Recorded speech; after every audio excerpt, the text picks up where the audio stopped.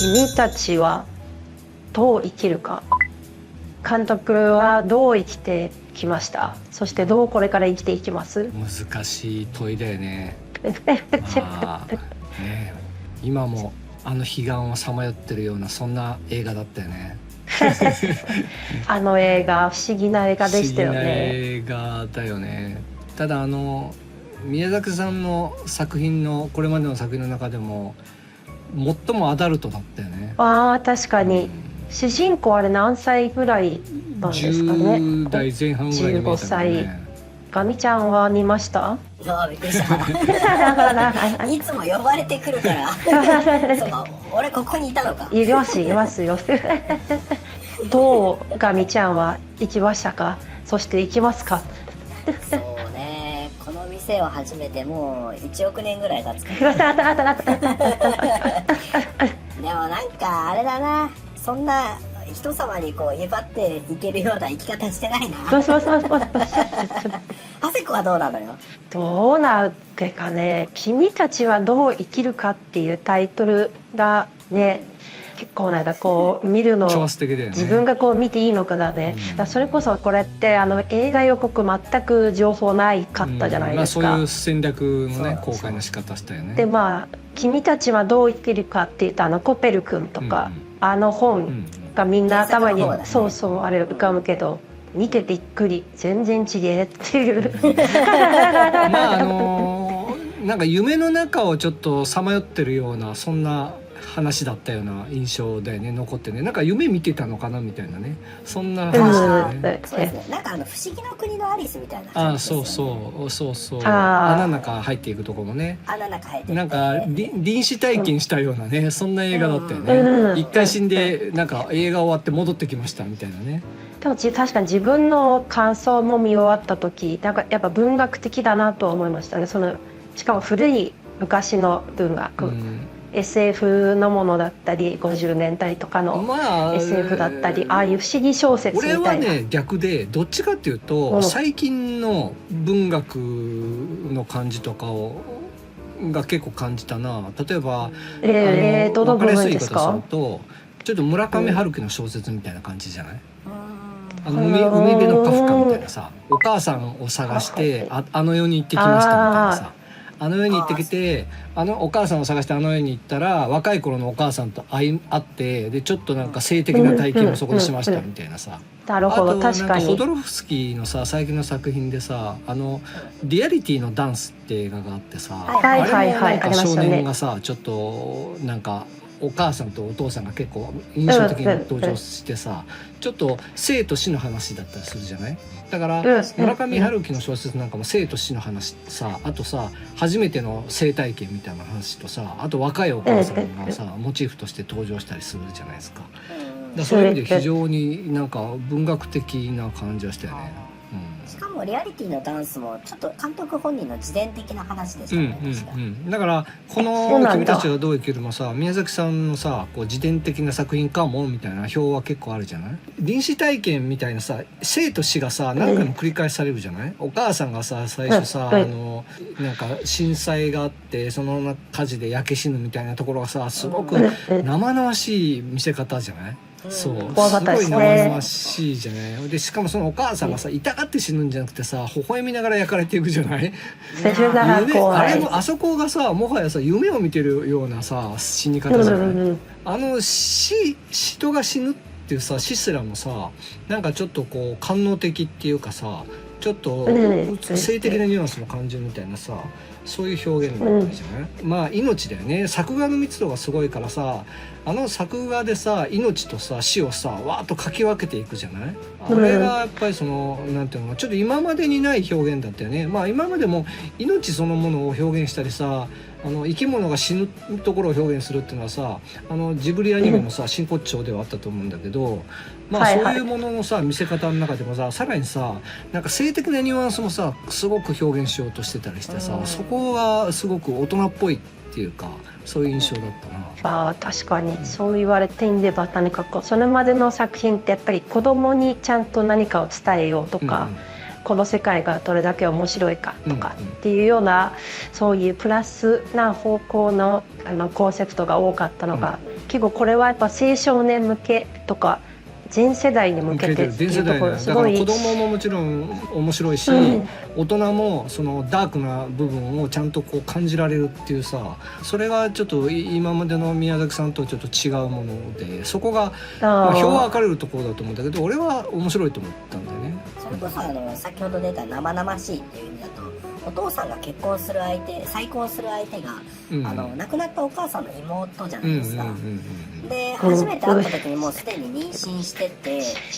その妹とお父さんが帰ってきてちょっといい感じ玄関で話してるのを主人公が2階から眺めるっていうのがあったじゃないですか。こそこそ隠れながら、ああいうのってあんまジブリっぽくないなってやっぱ思いましたね。ちょっと生々しいというか、なんかだからさ、そこがさやっぱりさ、まず最初にお母さんが死んでさ、死が表現されてさ、それで、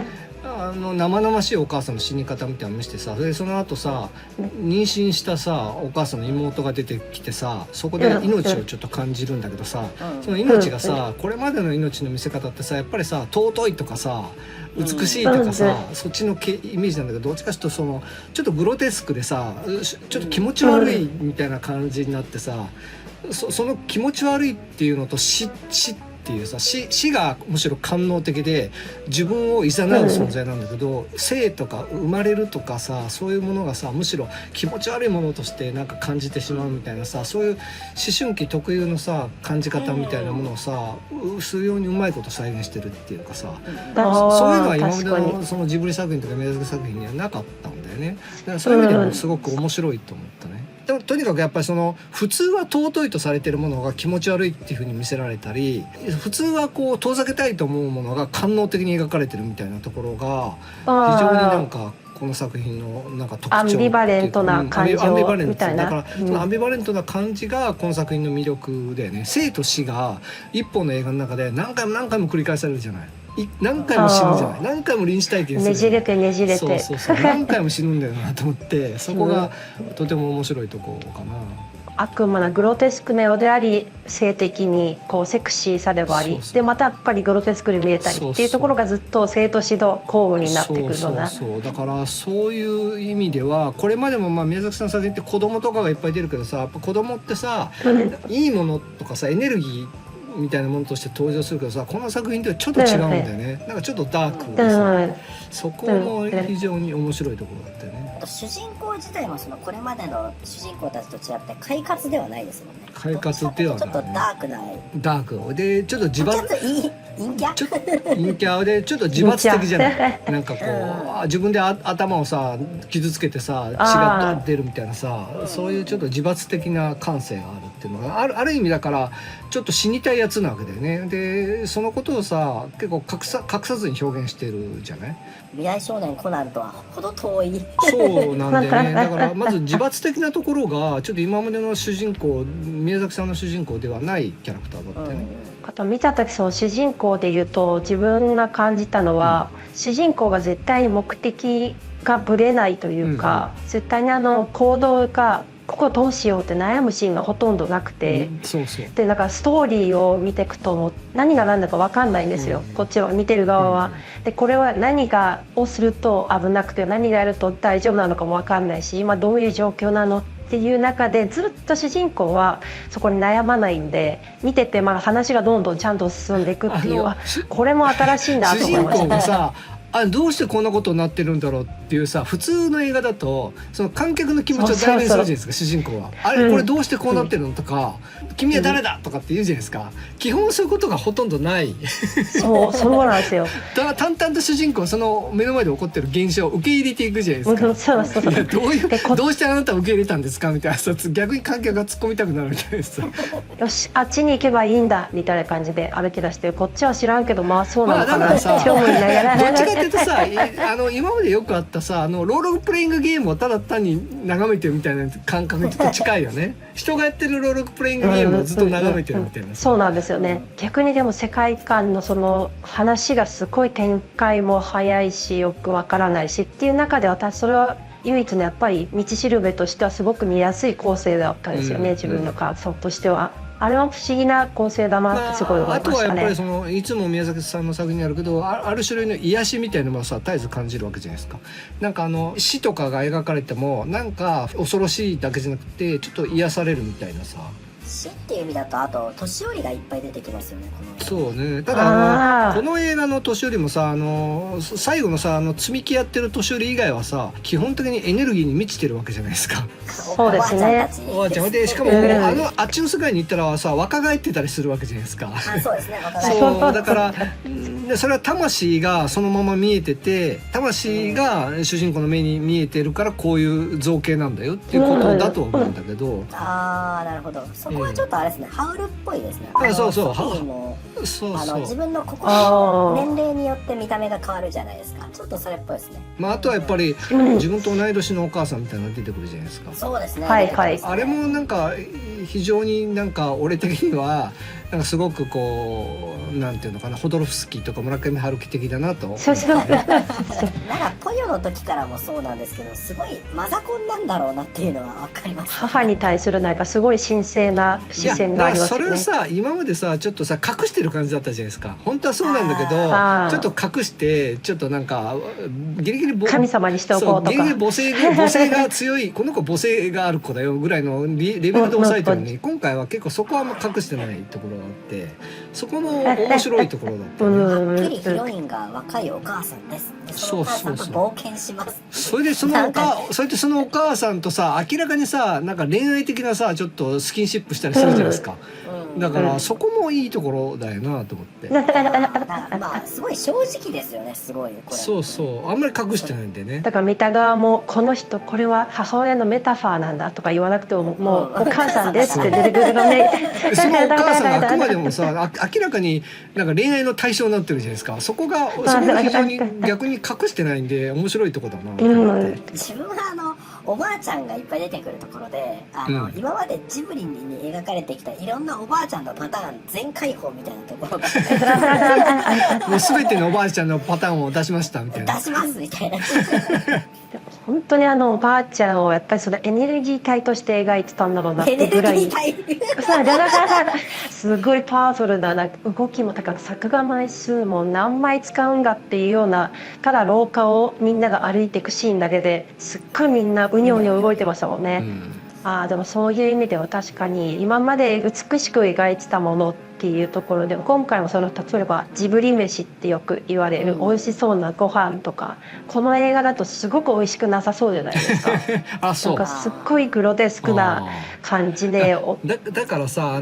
やっぱりさ死のエネルギーが強いんだよねこの映画ね。だから今まではさ宮崎さんの作品ってさもちろん死の神みたいなのも出てくるじゃないですか。でもやっぱりそれは生命の方が強くって死を生命が押し返すっていうのが大体宮崎さんのイメージじゃないですか。ただ今回の形によるともうあっちの世界って基本的に涅槃の世界っていうか彼岸歩いてるような感じなんで基本もう映画の大半が彼岸歩いてるような内容なんだよね。だから死のイメージがものすごく強くってその死の世界からもともと話自体がその死の世界に連れて行かれたおばさんを連れ戻してくるっていうテーマだからずっと死の中をずっと歩いていくっていう感じでそこがでもちょっと今までの宮崎さんみたいに死をなんか全否定しないで押し返すんじゃなくてちょっと死をなんか体験してきましたみたいな感じになってるところがちょっと面白いところ。逆に興奮するよねっていう。そうだから結局その性的なこともさエッチなこともさ全て死と同じ同列であるっていうか並列であるっていうことが描かれててなんかそれがいいよね。だからベッドにさ横たわってるおばさんが出てきた時にさなんかこう体が溶けたりさ包帯にぐるぐる巻き巻かれてて恐ろしい姿になったりするじゃないですか。ああいうのってさ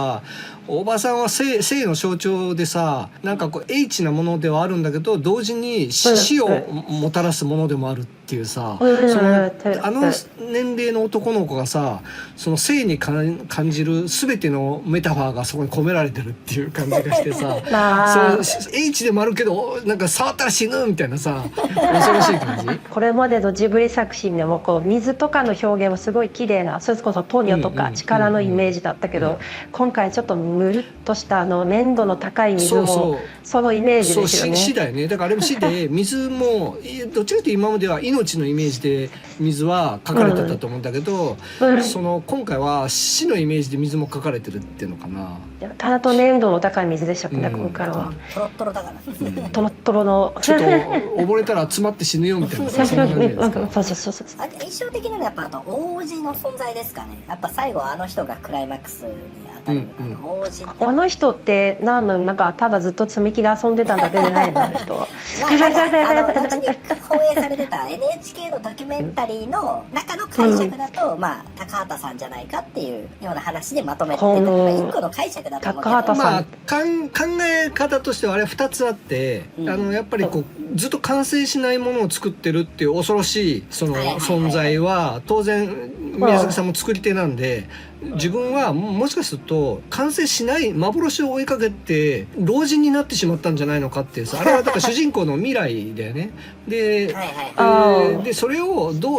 ういうふうに本人の中で消化するかっていう話でもあるよね。だから高畑さんかもしれないみたいなのは解釈の一つとしてはあると思うんだけど、俺はどちらかというと高畑さんでもあるのかもしれないんだけど、いや宮崎さんでもあるよねっていうことなのだと。つまり宮崎さんも高畑さんと実は同質の存在で、あるいは同質の存在になろうとしてるものみたいなもんで、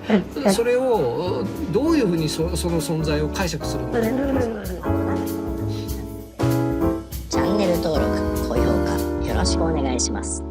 またのご来店をお待ちしております。